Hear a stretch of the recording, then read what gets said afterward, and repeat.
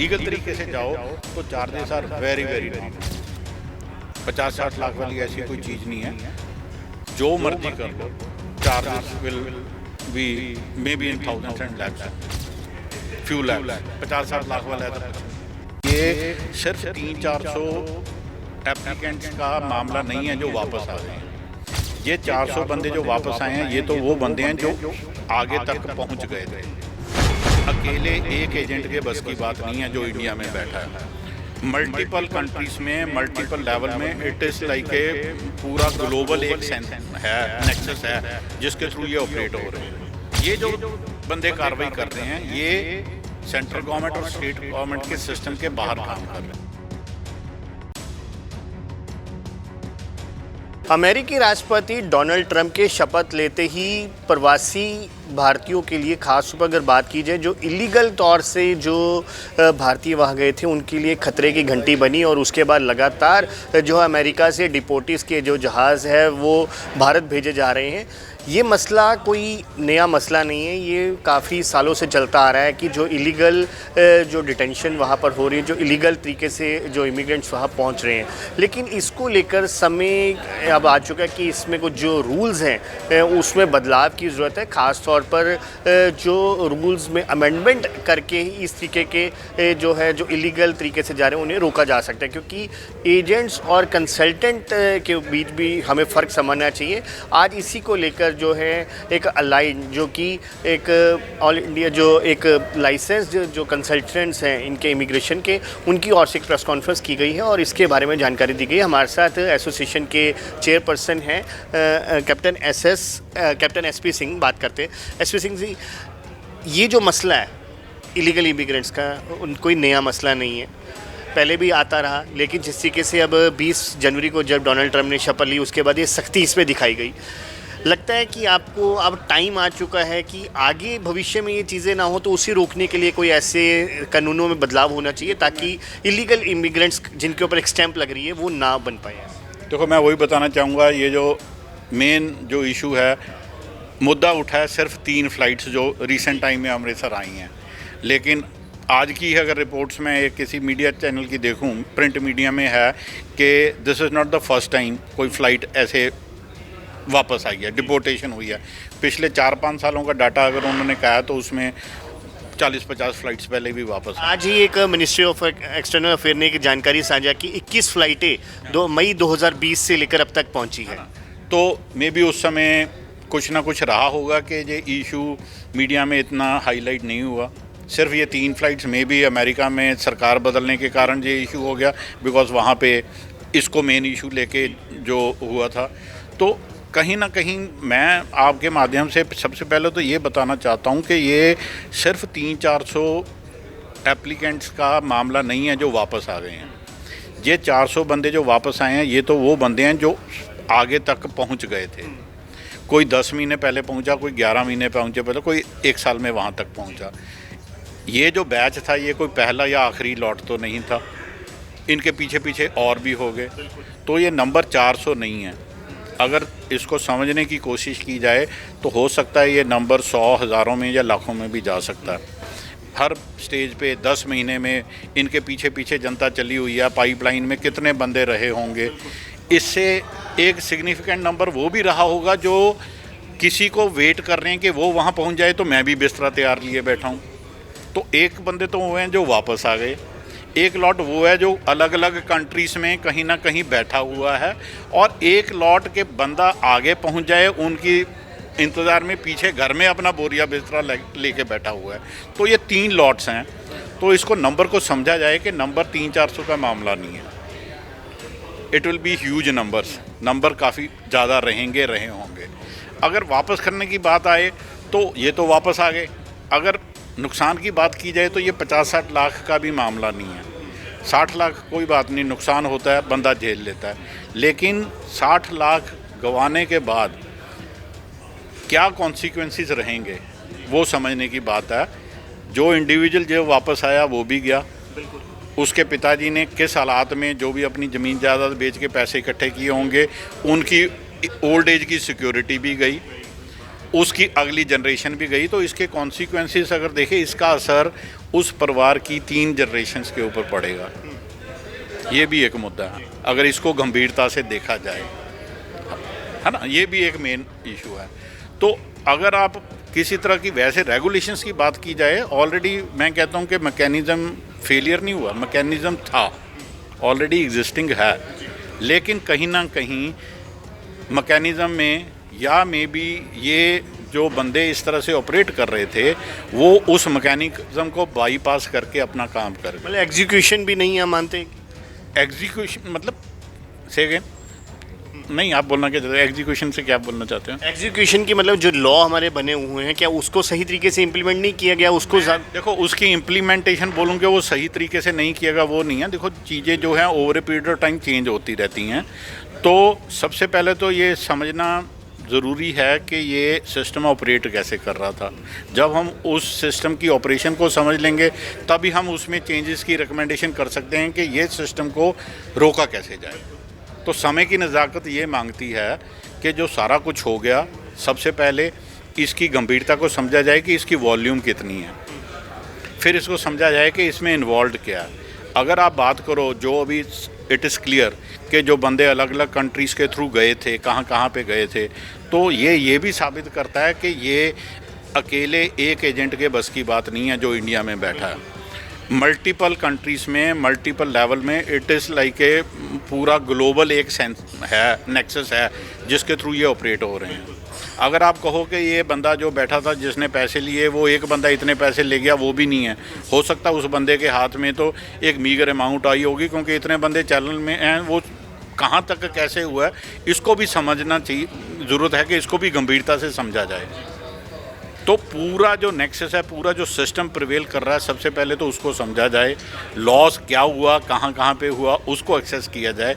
फिर कोई remedial action की बात आती है, वो एक लास्ट फेज़ है। जब तक हम ये सारा चीज़ें नहीं समझेंगे तब तक हम बेशक लॉ की बात करें, वो भी कर्व नहीं कर सकता। इसमें सख्ती क्यों नहीं है? क्यों इतना इजीली वे में इलीगल वहाँ पर जो इमिग्रेंट्स पहुँच रहे हैं? देखो, सख्ती तो जो भी है, रूल रेगुलेशन बना देना एक बात है। अगर आप इंडस्ट्री की बात करो, वायरस, एंटीवायरस बनाने वाला एक लॉट है और देयर इज़ ऑलरेडी ये सिस्टम जो उसको बैठा है, हैकर्स ऑलरेडी बैठे हैं, तो दोनों चीज़ें पैरेलल एग्जिस्ट करती हैं। और यहाँ हैकर्स ज़्यादा मजबूत लगे भी। हाँ, वही मैं बोल रहा हूँ कि जो इक्वेशन, जो आइडियल इक्वेशन तो जो रहनी चाहिए। देखो, हर बंदा हर सेक्टर में काम कर रहा है, तो कहीं ना कहीं जो इलीगल काम कर रहे थे ये सिस्टम के ऊपर कहीं ना कहीं हावी हो गए। दैट इज़ वाई ये सारा कुछ हुआ। अच्छा एसपी जी, आप बात कर रहे थे कि जो इलीगल इमिग्रेंट्स मतलब जो कंपनी से कंसल्टेंट और एजेंट्स में आप डिफरेंस बता रहे थे, क्योंकि आमतौर पर हर जगह जो जिक्र हो रहा है वो फर्जी एजेंट्स का जिक्र हो रहा है। आप उसमें कोई डिफ्रेंशिएट बता रहे थे कि कंसल्टेंट और जो एजेंट्स हैं उनमें फ़र्क है। देखो, ओवरऑल अगर बात करें, जो मैं मीडिया की रिपोर्ट के हवाले से बताना चाहूँगा, जो बात हो रही है कि 200-250 एजेंट्स ही हैं, रजिस्टर्ड हैं।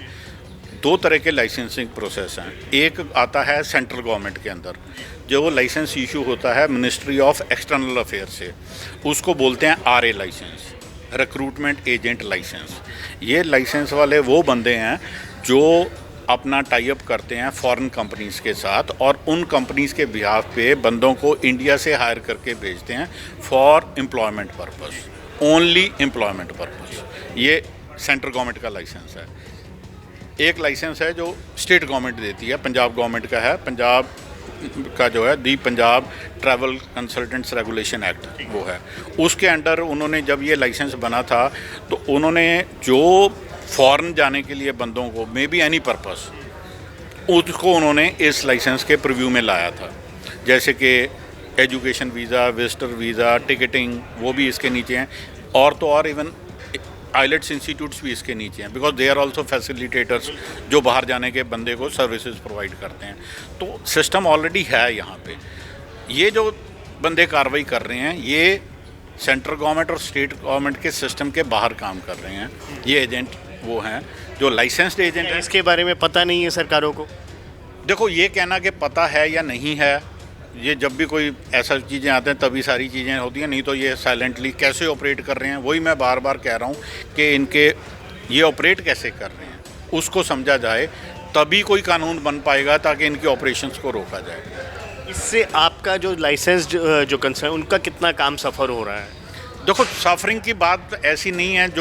जो रेगुलर काम कर रहे हैं, हमारा जो एस्टेब्लिश्ड बंदे हैं, एथिकल काम कर रहे हैं, ठीक है। जब कोई बंदा शुरू में काम शुरू करता है तो वो मे बी मार्केटिंग करता है, एडवर्टाइजमेंट करता है, बट 2 4 5 साल के बाद उसका majority of the business reference से आना शुरू हो जाता है। मेरे थ्रू आप चले गए, आप सेटिस्फाइड हो, आप किसी को रेफरेंस करोगे, तो ओवरऑल अगर बात किया जाए वर्क वाइज शायद नहीं इफेक्ट कर रहा। Yes, image wise certainly agent कर रहा है, बिकॉज जो पब्लिक का ओपिनियन ये हो गया कि सारे एजेंट्स ऐसे कर रहे हैं, जिसमें हमें भी इंक्लूड किया जाए। क्या आप लोगों की तरफ से कोई शिकायतें दी गई है, कुछ एजेंट्स के बारे में जानकारी जो है एडमिनिस्ट्रेशन के साथ साझी की, क्योंकि रेगुलर आपकी बेसिस पे हर 6 महीने बाद आपकी मीटिंग? अगर मैं ऐसी बात करूं तो देखो, ऐसा जो बंदा अपना काम कर रहा है, अपने ऑफिस में बैठा है, हमारे पास टाइम फुर्सत ही नहीं है कि हम ढूंढते घूमें कि कौन लीगल है कौन नहीं। ढूंढते नहीं, पर आपके पास भी शिकायतें आती होगी ना ऐसा? नॉर्मली देखो, हमारे पास क्योंकि हम उस क्लाइंट्स के लिए उस कैटेगरी में डील ही नहीं करते, तो हमारे पास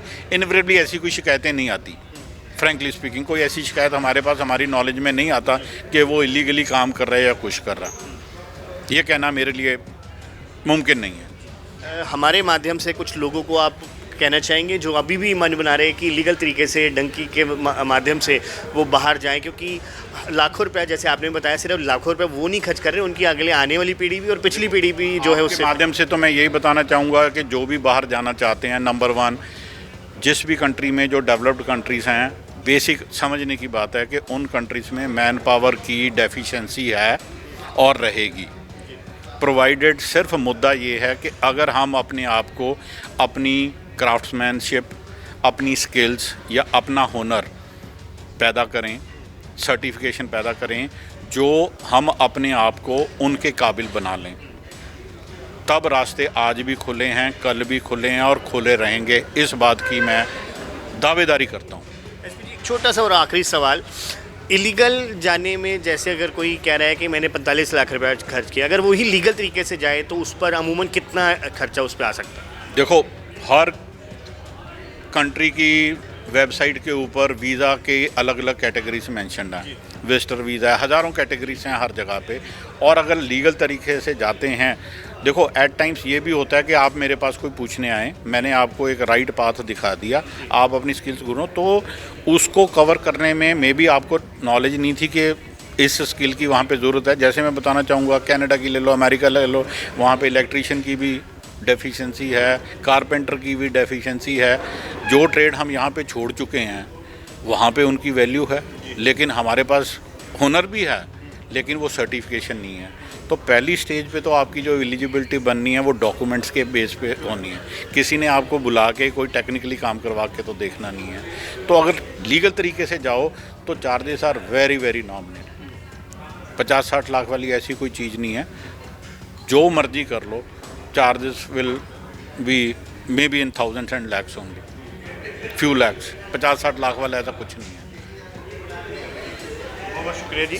सो बिल्कुल ये थे एसपी सिंह, जो कि एसोसिएशन लाइसेंस जो इनके एसोसिएशन हैं उसके चेयरपर्सन हैं, जो बता रहे थे कि जिस तरीके से अमेरिका का अब इशू हुआ है, मामला कोई नया नहीं है। पहले भी ऐसे जहाज़ वापस आते रहे हैं, पहले भी लगातार वहाँ से इमिग्रेंट्स वापस आते रहे, लेकिन अब जब ये 3 जो जहाज़ आए हैं, उसके बाद ये जो 400 के करीब जो इमिग्रेंट्स वहाँ से आए हैं, जो डिपोटीज़ आए हैं, उसके बाद ये मामला उछला है। लेकिन इसको लेकर समय समय पर अमेंडमेंट्स भी होने बहुत ज़रूरी है, और अमेंडमेंट के साथ साथ उन लूप होल्स के ऊपर भी काम करना बेहद ज़रूरी है, जिनके माध्यम से ये जो इलीगल तरीके से वहाँ पहुँचते हैं। लेकिन सही तरीका, जैसे इन्होंने बताया कि किसी डेवलप्ड कंट्री के लिए ना पहले कोई कमी थी जाने के लिए वहाँ पर, आज भी उसी तरीके का समय है और आगे भी ऐसा ही रहेगा। बस समझने की बात है कि किस वक्त में वो वहाँ पर जा रहे हैं और किस वे में जा रहे हैं। ख़ास तौर पर लाइसेंस्ड जो इमिग्रेंट्स हैं उनके माध्यम से ही वहाँ जाए, तो जो अमूमन जो हमने डिपोर्टिस की बात सुनी कि कोई 40 लाख खर्च के गया, कोई 45 लाख खर्च करके गया, तो उससे इन्होंने बताया कि उससे बहुत नॉमिनल कॉस्ट में अगर वो लीगल तरीके से जाता है तो बहुत नॉमिनल कॉस्ट से वहाँ वो पहुँच सकता है। वीडियो जर्नलिस्ट अनिल कुमार के साथ अंकुश महाजन, पंजाब केसरी टीवी, चंडीगढ़।